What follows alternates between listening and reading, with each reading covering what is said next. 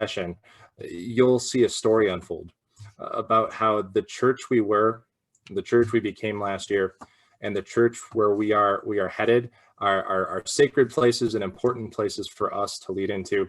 It's my hope that you might pick up one or two things this afternoon that will help you in your call to lead the church into a digital age. Now, I asked a few of you who joined early to have a pen and a piece of paper nearby. If you don't have that, take a second to locate a writing utensil, please. I'm going to ask you two questions as we begin the prelude of today's story of hybrid ministry told in 3 acts. So my first question for you as part of this prelude, on a scale of 1 to 5, how excited are you about the church's digital future?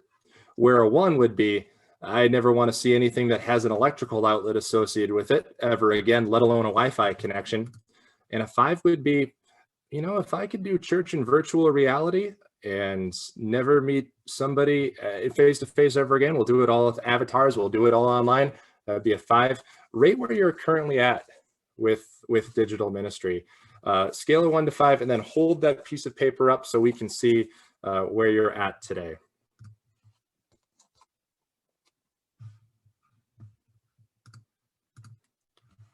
All right, so I'm seeing some 1s, I'm seeing some 4s, I'm seeing some 3s. I'm going to take we got a 3 to 4, we've got 1 5. Excellent. So 1 cyberspace venturer there, and we've got a 2. So I'm going to take a scientific average of all of those and say that most of us are probably about a 3. You know, you see some potential in the church's digital future. You think that hybrid ministry, being a confluence of online and offline, is important, but maybe you're not committed so much that you would change careers to do church leadership entirely from your basement over a Wi-Fi connection, kind of like what I'm doing right now. Second question for you today, same thing, scale of 1 to 5 on a piece of paper nearby. How focused and engaged do you think you can realistically be during this hour together? Where a 1 is like, I've got some paperwork in front of me, I've got a long stack of emails from the weekend, I'm kind of going to be doing those. And a 5 is going to be like, I've got half a notebook page of notes already taken from this, let's get going. Scale of 1 to 5, how engaged and focused, how excited are you to talk about hybrid ministry today? Love to see those numbers as well. Okay, we've got some 4s, we've got some 5s, we've got some 3s. Nobody has a stack of email, taxes, mortgage payments. That's good to know. I'm thrilled to be with all of you this afternoon. Well, we're going to send it into a breakout conversation right away before we get into any of the content. And I want to ask a couple of questions in the breakout. My first question for you, what's gone well in the last 13 months? Maybe it's something you've learned. Maybe it's a way you've seen the Holy Spirit at work in your community during this time of social distancing and digital distribution. The second question, what are you concerned about as the church moves into a hybrid future? You know, this is, after all, not a unmitigated success to Christian utopia. There are things that we have to worry about as the church becomes more integrated with the web. What concerns do you have? So I'm going to put those two questions for you. What have you learned? What are you excited about? What are you concerned about? Elise is going to send us into some breakout rooms for 5 minutes, and we'll be able to hear what's on everyone's mind with this topic. Welcome back. Hopefully you had a chance to think about maybe some things you've learned over the last 13 months, just as we recognize that the church's engagement in digital spaces is not a panacea to everything that is happening within the church, all the challenges that are pushing against what it's like to do ministry in this secular digital age that we live in. So I'm going to tell you a story about hybrid ministry, and I'm going to tell you a story that basically has 3 acts, starting with the church that we were.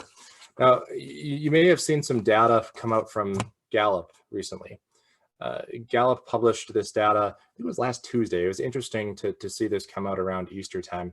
And the big number that came out of Gallup was 50%. less than 50% of American adults are now members of churches. It's the first time that the majority of adults in the United States are not church members.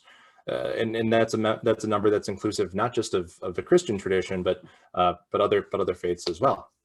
If we look at the millennial generation, of which I'm a part, that number is even lower, perhaps as low as 1/3. But when I think about the church that we were prior to March of last year, I actually don't think about the number 50%. Instead, I think about the number 8.4. 8.4 represents the number of minutes that the average church member spent on religious activities in a given day. 8.4 minutes.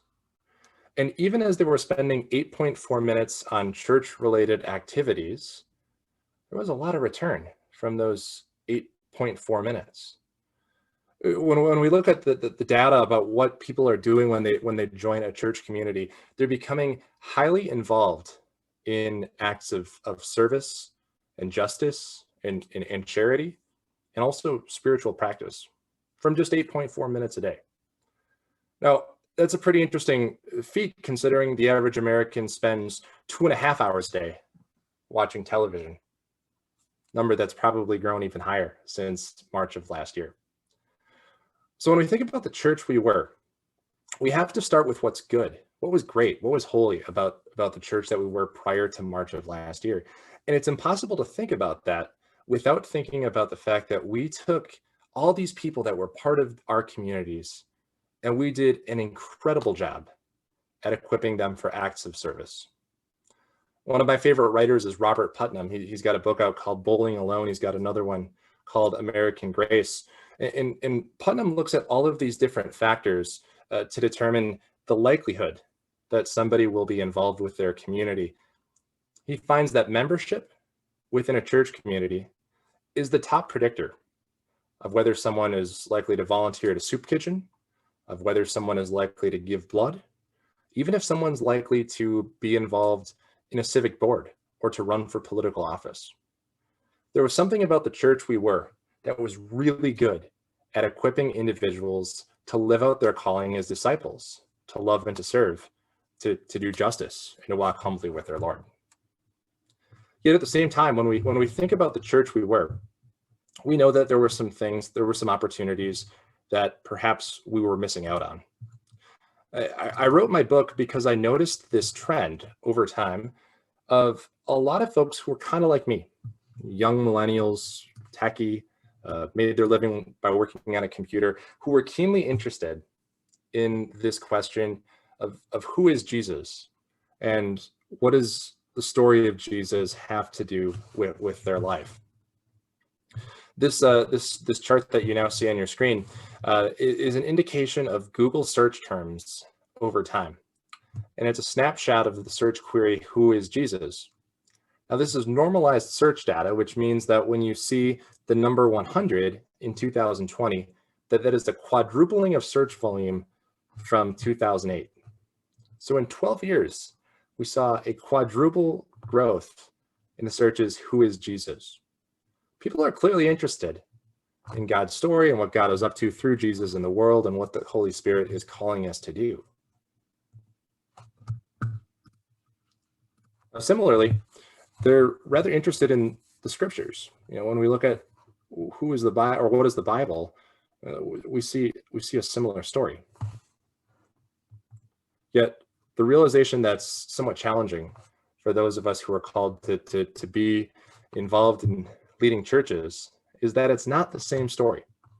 When we look at search queries for church or for church near me or for churches in Peoria, Illinois, we'll find that there's been a corresponding decrease. So there's something about the church we were that was really good at taking those who were part of our community, that was really good at equipping those individuals for lives of faithful service, to live out their calling as disciples. And yet there was something about the church we were that was struggling to connect with this digital age, where we're all looking for the story that we're tasked with telling, where we're all looking for that story online. There was some kind of disconnect, some kind of misalignment when we look at the church we were.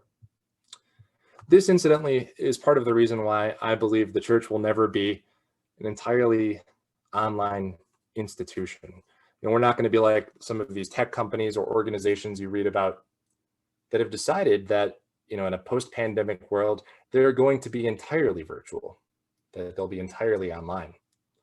The fact that the church is so good at bringing people together in such a short amount of time, then sending them out into the world to serve, means that we will always have a footprint in our local analog communities.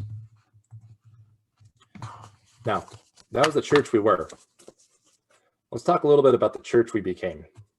So when we think about last year, there's so many things that come to mind. Everyone can kind of remember where we were and what we were doing when we started to see these stories of things closing down, of churches shutting their doors, of ministries switching online. When I think back to that time, I think about this bike ride that I took on Sunday, March 15th. And that was the day that my church had closed its doors, and I didn't have anywhere to be. We had done a very quick prayer service on YouTube and called it a day. So that morning I got on my bike. It was a little bit of a cold morning, so it wasn't totally pleasant to be out there. But I wanted to see what other churches were doing and what was happening with some of these other faith communities within the neighborhood in which I live. And as I biked from one church to another, I saw all kinds of different things. There was one church in my community that had clearly not shut down, that was still operating and still open, though they were told to not be open that Sunday. What I noticed about that church is that there were fewer people in the parking lot than usual. And this is a pretty big parish that's just down the road from me. I'm used to seeing what their parking lot looks like on a Sunday, and that day there were far fewer people than ever. I also rode my bike down to a church where maybe they hadn't gotten the word out. There were a lot of individuals that were mulling around the door, trying to figure out what was going on, trying to open the doors, and they noticed that things were locked. It was a smaller church community. It's possible that their members weren't reading email or weren't on social media. Something about that community, though, indicated that they hadn't gotten the word out. And of course, I biked by my church. The parking lot was completely vacant. It was completely empty. We had moved online entirely. We had all these different backgrounds where we were at back in March of last year. And what was amazing is how rapidly we went from all of these different places on the spectrum of expertise and comfort with using digital technology, and how rapidly we adapted. Within a matter of days, 90% of all churches were streaming online. There's not a lot of estimates that say exactly how many were online prior to the pandemic, but some of those estimates are as low as 2% of all Christian congregations. The church that we became saw a pivot from 50% usage of websites, 50% usage of social media, 53% buildings that had Wi-Fi, to suddenly being an all online organization. When I think about all of the businesses, all of the companies, all the nonprofits, all the organizations out there, I don't think there's an organization out there that made as rapid of a pivot towards engagement in virtual spaces as the church. So when we think about the church we became, there's oftentimes a story of, well, some churches didn't really want to close, and some people wanted to be, sitting in the pews last Easter of 2020. The data on this, though, actually shows a different story. We were quick to go online. We reopened in a new format faster than just about anyone else. As a result of that, and some of this came up through the breakout conversations, we were able to extend a farther invitational reach than we've ever had before. What I'd like to see here is if you have the hand raised icon, I'm going to switch over to gallery view. Raise your hands if somebody was able to attend a worship service in your church who doesn't live, within 50 miles of where your sanctuary is located within the last year? Did somebody attend church who, isn't a close drive to your building? Look at all those hands that are going up.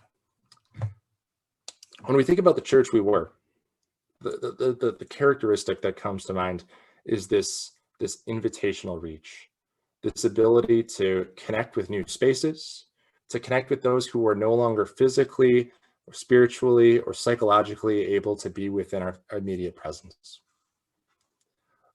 We want to go back to our buildings. We want to get back to the community that we once enjoyed, but we don't want to leave that aspect of it behind. Clearly, there was this ability to invite and to connect in digital spaces that hadn't been there prior to March of last year.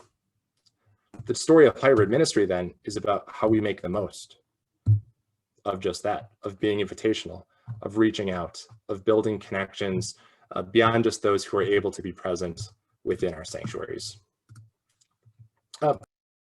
Let me take a minute here. I want to see if there's any questions so far. If anyone has any reactions, any stories they want to share, or any pushback to anything that I have said so far. We're a small enough group, so feel free to come off mute or enter your ideas in the Zoom chat. Well, I just want to say thank you for doing this this webinar. As I know Elise had this set up, and I'm the chair of one of the Synod committees that Elise works with. And we were thinking about how do we start a conversation about this thing? Because there's been this new opportunity, but how do we plan for that? How do we do something with this? Because you know how it goes.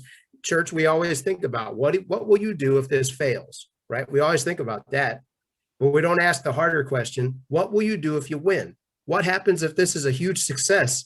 We're never ready for that. So I wanted to just chime in and say, I love that we're having this conversation, and I love that it's being led by somebody who's really put some energy into it and some time into it, because as the New and Renewing Congregations Committee, we were trying to figure out how in the world are we going to lead a conversation on this? What do we need to research? What do we need to know? So that's just my 2 cents. Thank you for facilitating this and leading us on this discussion. Good stuff.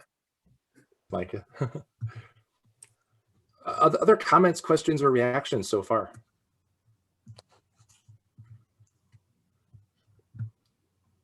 Ryan, it surprises me to hear that churches were so fast to increase their online presence. How did that data get collected? That was a study done by the Barna Group. They're an evangelical think tank that does lots of surveys, and they put out a big survey called the State of the Church Report. You can access that report for free on their website, and it has all kinds of different snapshots and metrics of how the church was so quick to pivot online last year. Okay, thank you.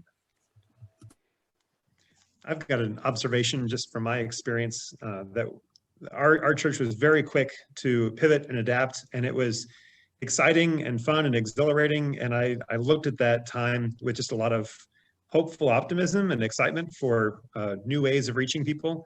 But it's been interesting just to watch my own support and energy, enthusiasm for it over the course of 13 months. It's definitely been a roller coaster. And I think there's almost a bit of a letdown now of us not being online as much before, because we've engaged such a online community. And now I'm overjoyed and grateful to be seeing people's faces again in the sanctuary. But there's also a bit of a loss or now a lack of ability to fully focus on both and invest in both areas. And so it's a whole new area of pivoting for me right now. Sure. Yeah, I think that is, Adam, is it Adam? Yeah, so that is a key challenge, Adam, to try to figure out, how can we focus on both of these areas?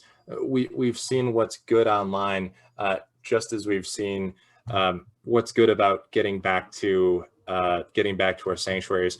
The senior pastor at my church here in Madison started worship on Sunday by saying, it's good to see you all. Welcome back. And there was applause and cheering like you would expect to see at a Packer game. It was, Soldier Field. It was not like anything I'd ever experienced at a Lutheran church service before. So you are absolutely correct to name kind of these twin challenges. How do we sustain the energy for this when we have so much momentum behind wanting to get back together? And also, how do we avoid having to be the preacher and the videographer all at the same moment? We can preach a sermon, we can record a sermon, but it's really hard to do both all at once. Those are two critical challenges, and I'm not sure that there's a simple answer to either, but just naming those aloud, I think, helps us to process and think through those questions, which will be so critical to the year ahead. Other questions or thoughts, Janet? I think one of the things is, a fear about, so how do we think about community? We kind of know how to do community in person, and now we're kind of knowing how to do community. But just this uncertainty about how do we build community, and kind of a fear that goes with that, I think. Yeah, Janet, that is an excellent question, and that is a tremendous segue into Act 3, the church that we must become. So let's talk about the hybrid church, and let's talk about what community looks like within the hybrid church. Now, earlier I suggested that there's a definition of hybrid ministry, which is just taking the online and combining it with the offline. Turns out I actually kind of lied to you there. The definition is not putting online and offline together. The definition of hybrid ministry is to be both equipping and invitational.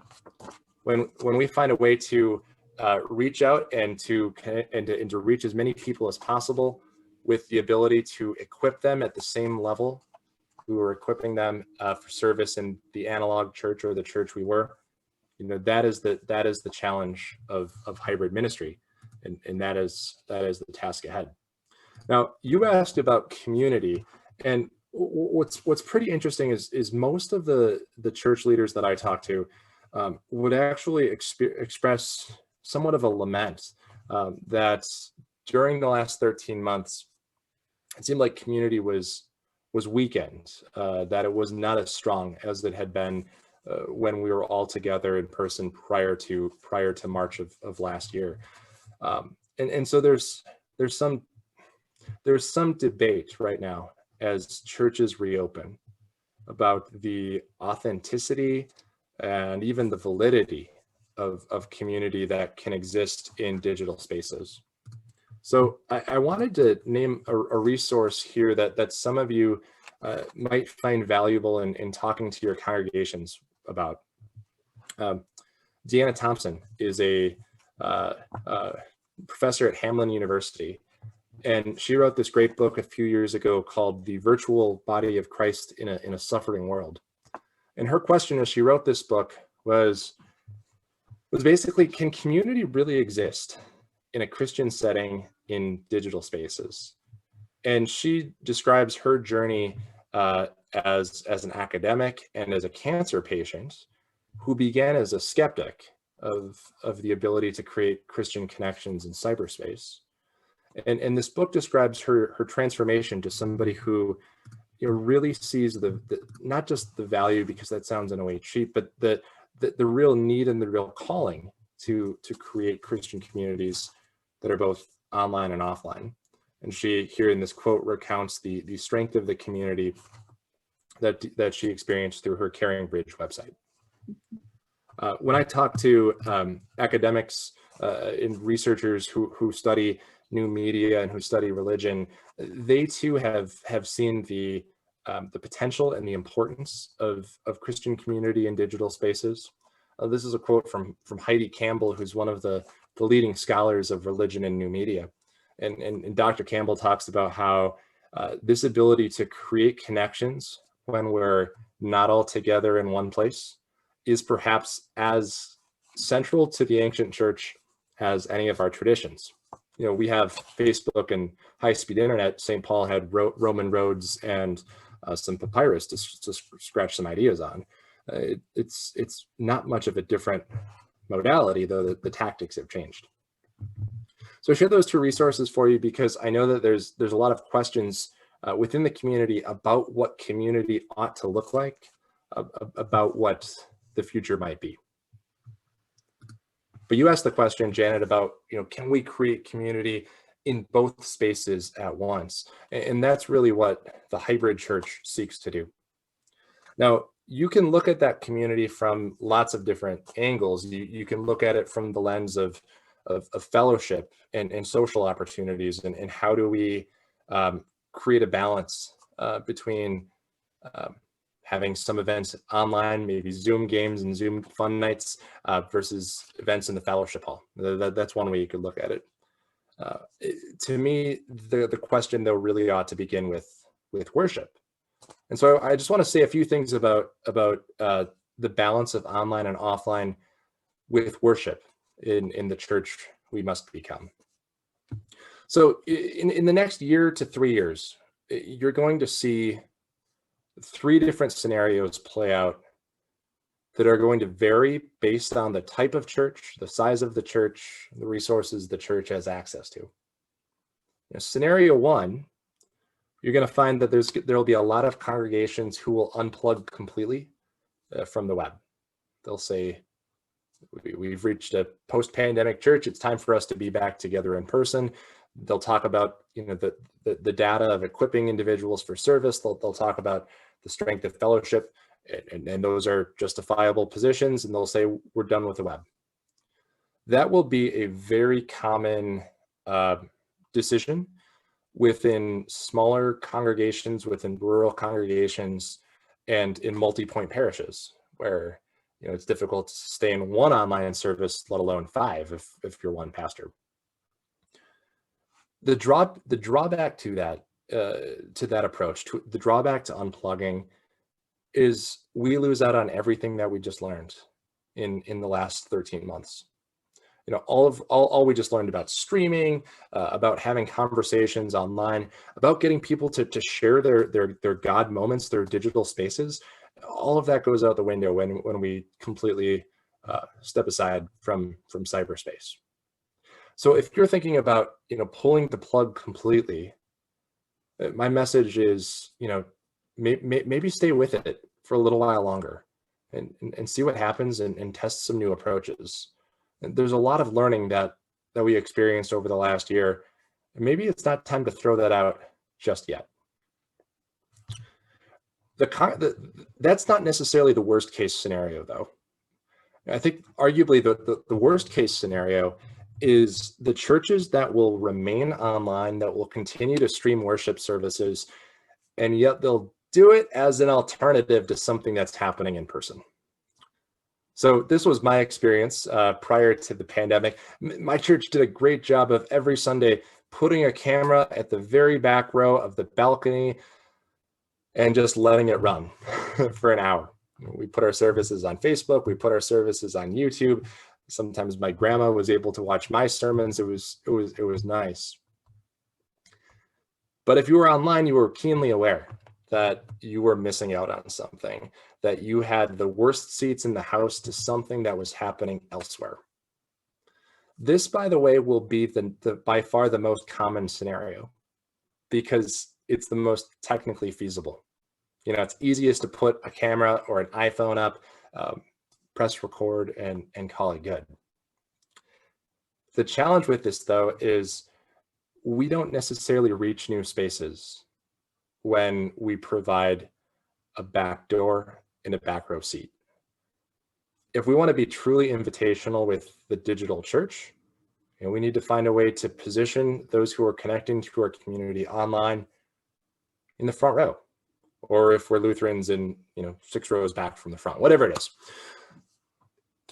It's going to be really difficult to figure out how to do this. Some churches will have a high school kid with a camera sitting in the middle of the sanctuary, and it'll be awkward at first, but we'll get used to it. Some churches will provide Zoom dial-ins for all of their Bible studies, and it'll be awkward at first, but we'll live into it and we'll figure it out. Because what we're ultimately trying to do with worship and with anything that we do as church is to build a bridge between the online and the offline. And that is the third scenario that is by far the most impactful to the hybrid church. How do we create equitable experiences? How do we establish parity between what's experienced online versus what's experienced offline? When we do that, we find a way not just to give people a good seat to worship, but perhaps to get them involved in the liturgy. Can we have virtual lectors? Can we have virtual preachers? Can we continue to have virtual contributions? All of us have seen those cool videos with 16 people all singing together from their own house or their own apartment. When we think about building that bridge, there's a lot we can do technically, but so much of it just begins with simplicity. Having inclusive language at the start of our service, welcoming those who are watching online, naming those who are joined via the web in our prayers, having announcements that point out where somebody can find the Zoom link, that point out where somebody can find us, find something on the website. When congregations are struggling to figure out the tech, to figure out the equipment and the costs and the investment of the hybrid church, that's where I usually encourage them to start, is with the liturgy, because we can build that bridge with our words far easier than we can build that bridge with hardware and software. So start there. Start thinking about what does inclusive language look like? For years now, we've been thinking about inclusivity from all kinds of different dimensions of worship. When I think about this conversation on inclusivity, I think about my grandma who passed away last spring, and how I took her to church just before she passed away, and the effort that it took to get her into her small Episcopal church in Wapaka, Wisconsin, through no fault of that church at all, but it was quite difficult. There was stairs to navigate. There were tight hallways. Her wheelchair didn't necessarily fit down the center aisle of the church. The interesting thing about my grandma is she was on Facebook and Instagram more than anybody I know. And had there been a high quality streaming experience for her to be part of that Episcopal worship service, she would have been right there every Sunday. So when we start this conversation about building the bridge, I always like to take a step back too and remind us that we're not talking about technology so much as we're talking about inclusivity.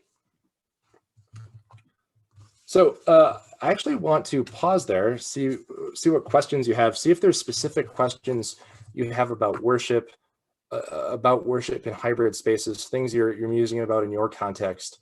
We'll have some dialogue here as a large group, and then we'll go into some breakouts.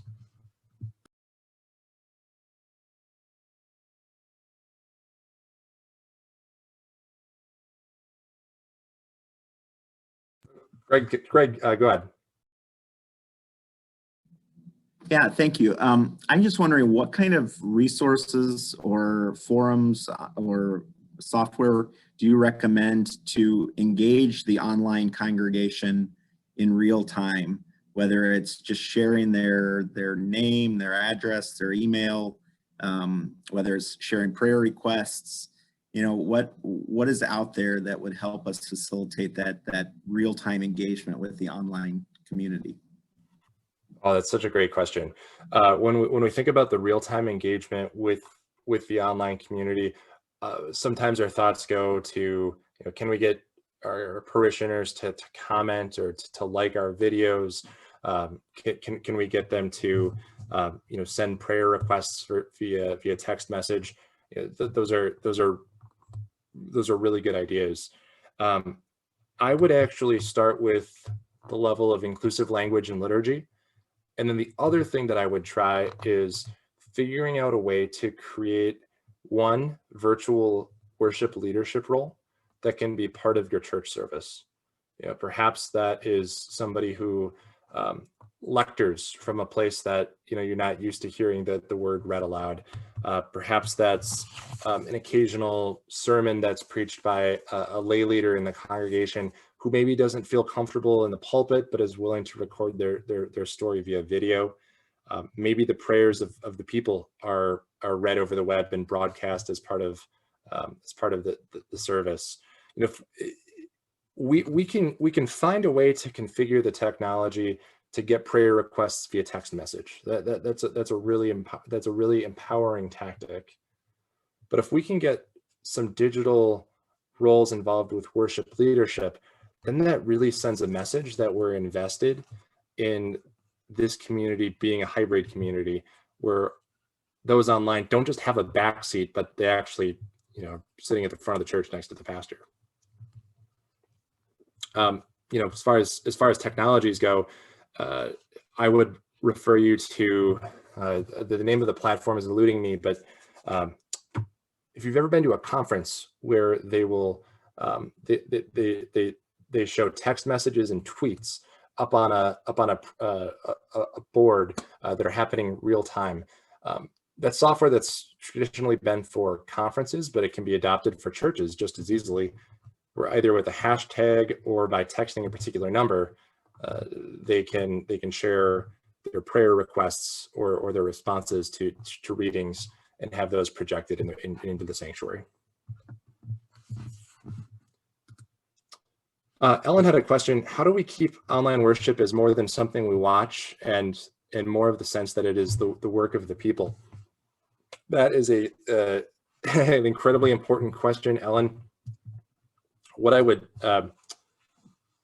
suggest is that most online worship prior to COVID was being done in Christian communities where it was something that was watched. It was a consumer product.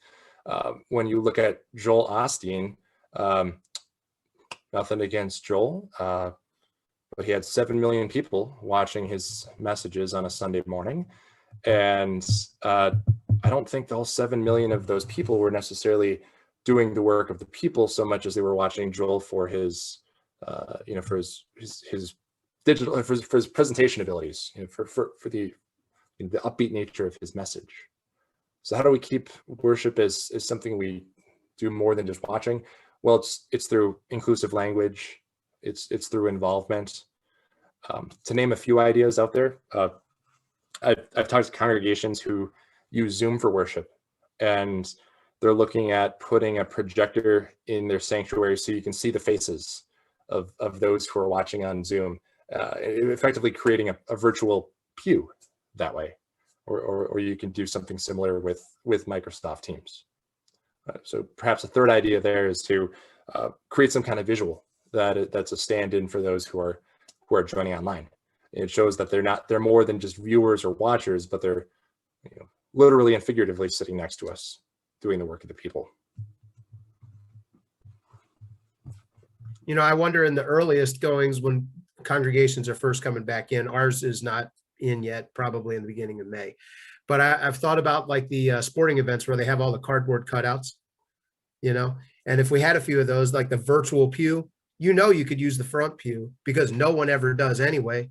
That's the virtual pew, you know, that's just this is where we put the, you know, you have, hey, send us a picture. And you just put up a few figures in the front seat. Don't make them stand because then nobody can see and that's going to get complaints. But, you know, it could be fun to do a little of that and just encourage that and say, this is a reminder, guys, that this is more than just us. It's not that it needs to not be us. Like, we're not doing virtual for the sake of leaving you out, but we want to make sure that people who are joining us online know that they're in. And that might be kind of a fun way to take it. I think that's a really fun way to take it. Any print shop will create those cardboard cutouts, you know, for $15-$20. Another way you could take that is by, you know, look at what, you know, if you watched the NFL draft last year, or if you've watched any pro wrestling this year, or if you watched the NBA when they were playing in their bubble, they had these screens up with these virtual fans. And if you use something like Zoom or Microsoft Teams, you can create not a virtual fan, but a virtual worshiper who is, you know, projected on the screen, and you see them sitting next to you in the church. You know, the low tech is the cardboard cutout, the high tech is the virtual fan. Both are great ways of reminding your congregation that we are a hybrid community who, is joyfully inclusive of those who are physically able to gather and those who are gathered at a distance. All right, well, I want to send us into our breakouts for 5 more minutes.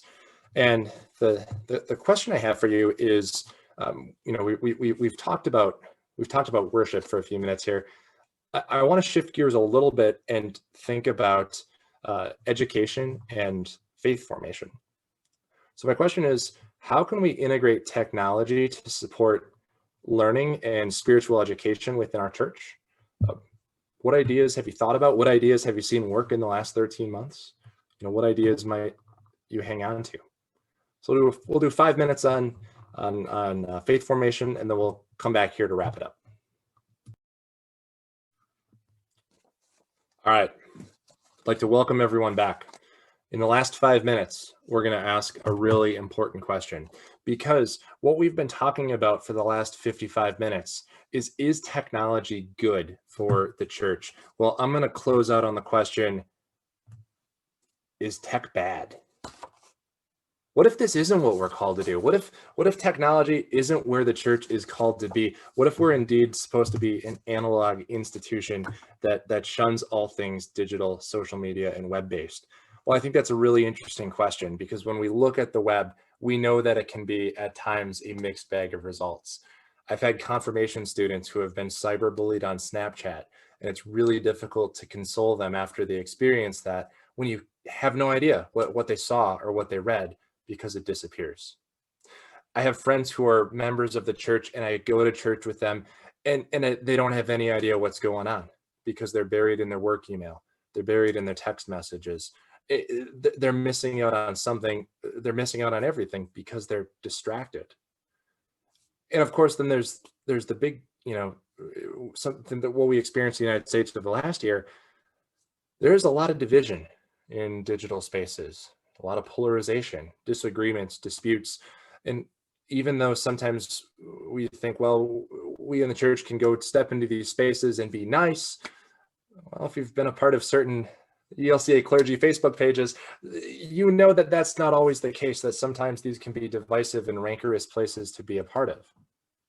Is technology bad, and should it be avoided? In response to that question, I would just suggest that technology is no more saintly than we are. It's no more of a sinner than we are. It's just as much simultaneously saint and sinner as any of us. Technology has its blessings and its curses, its things it's great at and terrible at. It's ways that bring us together and also draw us apart. The question that I think all of us should be considering is, how can we bring the incarnational goodness of Christ into digital spaces? How can we teach the digital world to be more sacramental, to show up and be more human, more caring, more gracious? That to me is why hybrid ministry is so ultimately so important. Yeah, the inclusivity is great. The reach is great. The ability to reach new people is great. But right now we have a world that's divided and hurting in digital spaces. And when we show up with the posture of being worshipful and being prayerful and being welcoming, we carry an important reminder about how all of us should show up in digital spaces, whether we're part of the 50% who belong to a church or the 50% who believe in God but aren't going to walk through our doors anytime soon. So I'd like to thank you all for showing up for the conversation this afternoon. This is a really interesting time to be a Christian public leader, to be a leader of a church. I'd love to hear what you all think. I'd love to get your thoughts. After a few months go by and your buildings start to reopen, I'd love to hear how it goes. Here's how you can reach me, ryanpanzer.com. My email address is really complicated, ryanpanzer@gmail.com. Love to have a conversation with any of you. Let me know how it's going. Let me know your feedback. If you read the book, let me know what you think. Thank you to the Synod for inviting me to speak this afternoon. I'll hang out. I've got, the next time slot free on my calendar if anyone wants to hang out and chat and have some questions and answers. Blessings to all of you as you continue to navigate this new time, this new normal. thank you for the work you do. Thank you so much, Ryan. We really appreciate you being here, and we'll give you digital applause here. So as Ryan said, he's going to hang on for a little while, so we can continue to have more conversation, ask questions, whatever. If you need to move on to another activity, you're free to go do that as well. So.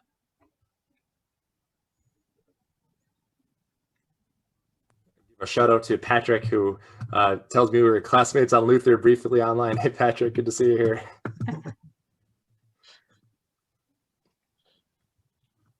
Ryan, I just started reading your book, and I saw that you were in cohort 9 at Luther Seminary. I was cohort 5, so we might have passed. We might have been there at the same time at one point. That's, oh wow, yeah, what a small world. So cohort 5 must have really been Cool. Yeah, cool. I mean, that must have really been an experiment for Luther, because that was still in the very early days of the DL program. And Yeah, they were still getting the bugs out, but a lot of them had been worked out by the time we started. It was the curriculum changes that were the big issue for us. sure, certainly. Well, Wouldn't that, cool. Yeah, I'm sure paths did cross briefly in Bachman Hall or something. Mhm. wouldn't that cohort model itself tell us that hybrid in some sense has to happen in order for the education to happen effectively? Because you did most of your work online in those cohorts, but you also, it was required that you gather in person at times. Yeah, and I'd be curious what Linda thinks.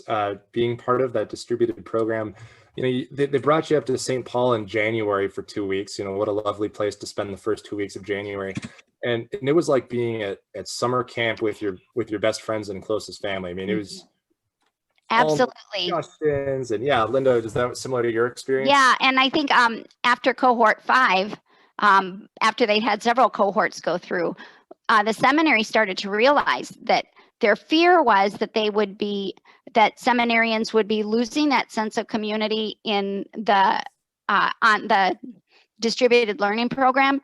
But actually what happened, there was a stronger sense of community among those in the same cohort, because we'd been in classes together. We went through classes together online, and we had such a limited time to see each other in person that we made the best of it. And there were a lot of late nights, and we ate, slept, studied, went to class, and worshiped together every day. So it was awesome.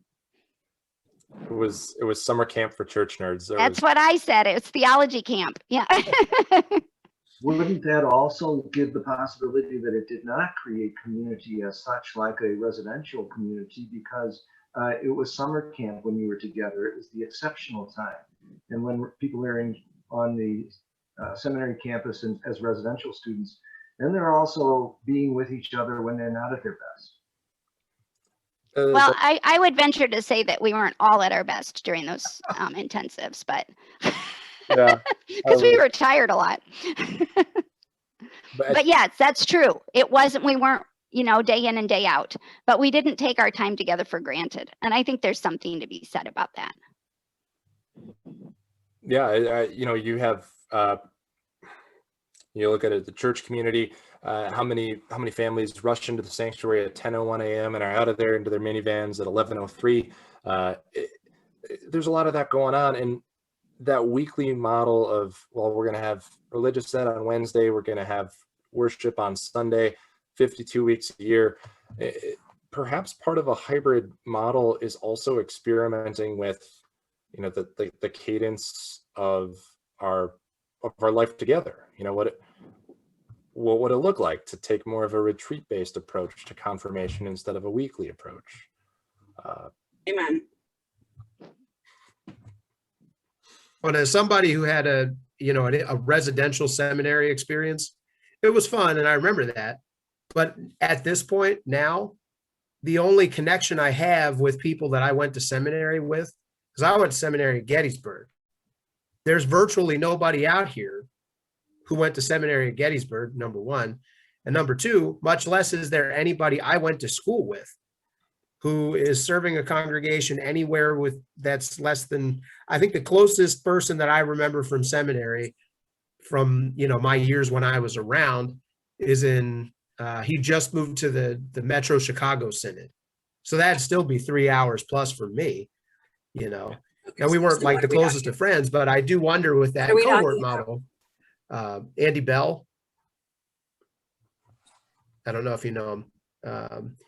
But it just makes me wonder if that connection you have for the cohorts maybe is more reflective of the kind of connection and collegial sort of interactions that you'll have when you're out of school. Because like I said, if you were at Gettysburg, if you didn't get assigned to Region 8, maybe 7, you never see any of those people because you're just not anywhere near them. Right. So, I just wonder about the cohort model that might have some promise for that. Yeah, I think the cool thing about like the cohort 9 that I was part of at Luther, none of us are living in the same city. I mean, you've got North Dakota, Idaho, Wisconsin. Some are in rostered leadership positions, some are lay leaders. Some just kind of float between those two. Yet the Facebook page is still really active, and everyone's always current on what one another are doing. I just read a book called The Analog Church, which is a really fascinating critique of digital ministry, and you should all check it out. But one of the things that it suggests is that digital connection is somehow less real, like less authentic, less valid. And what my experience has shown is that digital is never the opposite of real; it's the opposite of face-to-face. And the connections that I experienced through Luther, that I've experienced through the online church, have always been able to, stay in contact sometimes much longer than those I went to college with, those I went to high school with, and other connections throughout my life. Adam, I saw you have a question. Yeah, we just recently started live streaming. So we've been doing pre-recorded services for pretty much a full year. And then it was very easy for me to engage with the worshiping community, interact on Facebook with comments and whatnot. So we just started live streaming a couple weeks ago. So it's just different for me now, being focused on in-person community and not even engaged at all online until I go home later that day and kind of check and see what's gone on. So we asked someone to be a virtual hospitality person this last Sunday. So they would kind of greet people and answer questions and even try and prompt some online discussion by asking questions during the service. And I was curious if you had any suggestions on that or guidelines of what is appropriate or helpful or too much. Maybe you can go overboard as well. What's the streaming platform you're using? We use StreamYard onto Facebook and YouTube. Okay, cool. So they have access to comments, but you can't see the video of those who are joining online. Right. That's so StreamYard is an excellent way to get your services on Facebook. So it's great that you're using that technology. I think having a virtual minister is, a virtual greeter, if you will, is an excellent first step. I would look into the work of Nona Jones. She wrote a book called From Social Media to Social Ministry. And she has some suggestions in her book from her experience creating Facebook campuses for evangelical megachurches. Not all of those necessarily scale to a Lutheran context, but some of them are quite interesting. I would also look into, just spend some time doing some Google searches for how virtual conferences have found ways to engage in attendees. Because even though what we're doing is different, worship is different than sitting in a conference session, some of the tactics are similar. Having a chat, putting discussion questions, posing discussion questions as part of the sermon, always dangerous in a Lutheran context, and inviting responses in the comments, inviting responses in the sanctuary. Another idea that comes to mind is, prayer requests in the comments.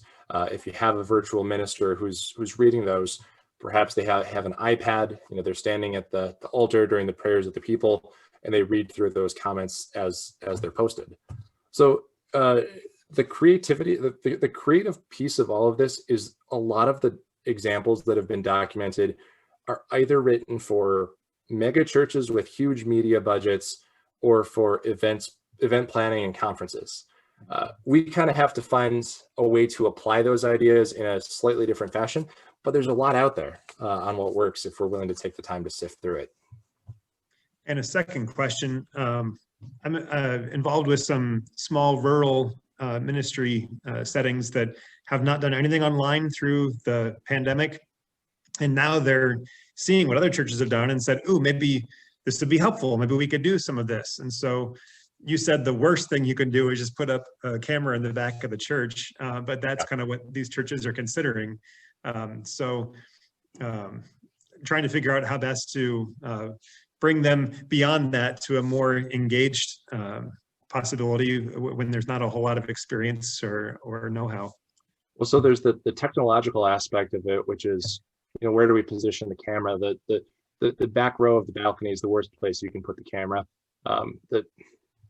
Whether you're using an iPhone, an iPad, or a DSLR camera, it doesn't really matter. Just find a way to, position the camera in a way where you can see more than the backs of people's heads. With the smaller rural churches, that's where that idea of having a virtual greeter is particularly useful, because you can say hi, you can acknowledge them.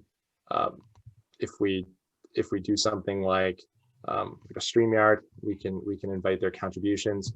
If we're using inclusive language in our liturgy, they'll know we're attending to them and thinking about them as part of the experience. Because church isn't a consumer product, it's not something we want to watch. We actually are willing to forgive a lot of the production aspects that we wouldn't be willing to forgive if we wanted to watch something on Netflix. So with that in mind, just having a greeter and some words of welcome can go a long way if you don't have more in the budget than an iPhone and a StreamYard subscription. Maria posted a very important consideration here, that sound is also a big issue to consider. In fact, sound is the #1 aspect of the production experience. I use a really simple Snowball Blue USB microphone. When I do podcasts, I put it in a Rubbermaid tote that's lined with noise canceling foam. It's a setup I made for $18 or something like that. You can get great studio quality sound with a lapel mic or with a USB microphone. If someone says I've got $60 for a digital church, where should I invest it? Get a microphone. And that's where you would start. Brian, you had your hand up virtually anyway. Yeah, we are currently doing record the service and put it online. And luckily our art camera is not in the back row. It's about the second row because we're Lutherans and nobody's sitting up there. But we also at the moment don't have the technology to go online. The Wi-Fi, we have Wi-Fi in the building, but by the time he gets to the sanctuary, there's no bandwidth. So if we start talking about doing online live services and actually trying to be interactive, we're talking about having to do expenses and upgrades and buying equipment.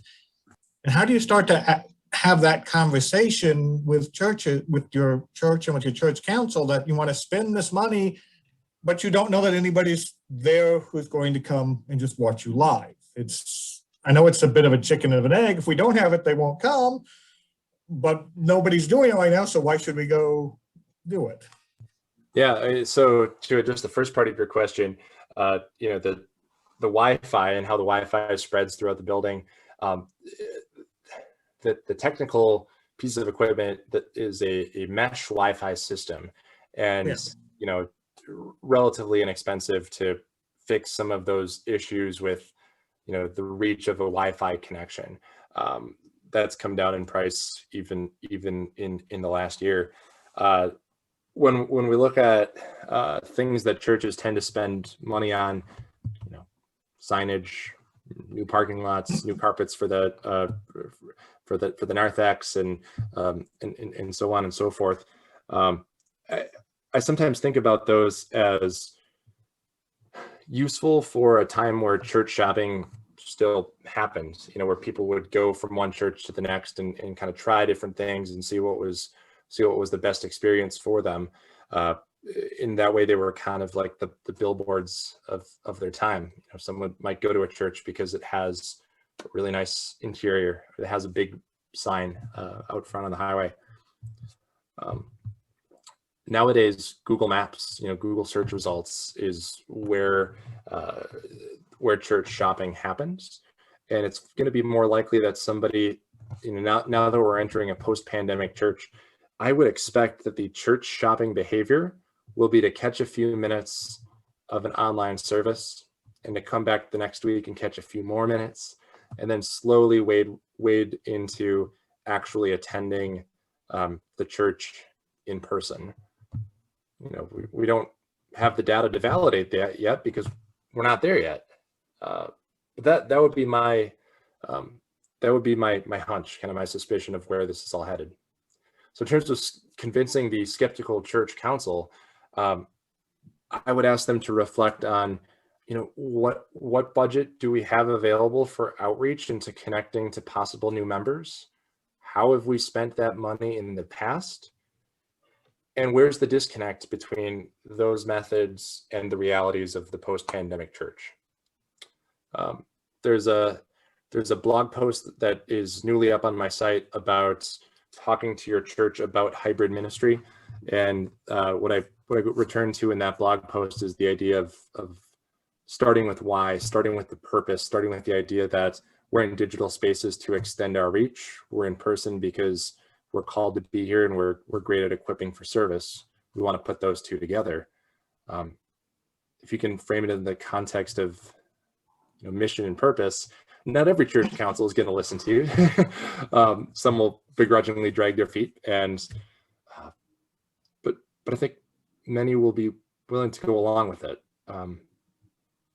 This is the greatest change agent the church has had perhaps in 500 years. So it will be interesting to see which aspects of church administration suddenly aren't the challenges they were in February of 2020.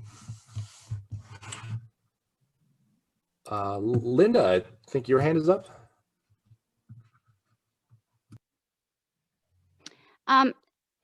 Now that we are going back to gathered worship, we went back to gathered worship on Sunday, and we are doing some live streaming. We had been worshiping via Zoom, and we maintained a pretty steady attendance during Zoom. It kind of held the community together and picked up a few people. But now that we are gathering again, I am wondering about the length of the portion of the service that's online. Is there any data or recommendation? Do people out there want to sit through an hour-long service if we're trying to reach out to them? I guess, do you have anything to say about length of service online? It's interesting you ask about that because if you read about like digital marketing videos, like how to create a message that sticks, the consensus among marketers is nothing should be longer than somewhere between a car commercial and a 5-minute spot. But when we talk about worship, we're not talking about a marketing video. It's a different experience. It's a different type of video. The experience of worship is probably more similar to to a long form podcast where there's ideas, there's back and forth, there's sharing, there's perspectives, there's music. And for all that's been written about how millennials have the attention span of a goldfish, maybe even worse, millennials suddenly can't get enough of these 90-minute, 2-hour, 3-hour podcasts. I would suggest that the duration of worship is of relatively low concern to those who want to watch something online. There is a segment of a community that will just want to watch the preaching, that'll just want to watch the sermon. When I preach, my parents just want the sermon video. And so sometimes splitting that out into a separate video can be a good way to engage a slightly different set of viewers. But no, I think the duration of the worship is the same online and offline, and people are, when they enter into a time of worship, they're kind of expecting 60 minutes, or if the Packers are playing at noon, 45 minutes. Tom, you had a question. Not so much a question, just as a couple of thoughts that popped through my head for whatever they're worth. And to piggyback on Linda, maybe the amount of time should be roughly 8.4 minutes. Thinking about the nature of that interactive with both those who are present and those who are joining virtually, digitally.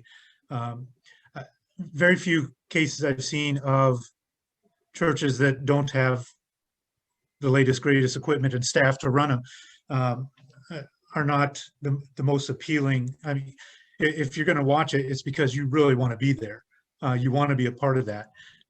And so that's one of the reasons why, at least for the short term, what we're going to try to do where I'm at is continue to do the pre-recorded, even though it doesn't have that live engagement. It avoids the possibility of the buffering issue if things aren't working well, and we just feel like we can produce a little better worship experience by pre-recording. So we won't have that live interactive. But when I think about the live interactive, and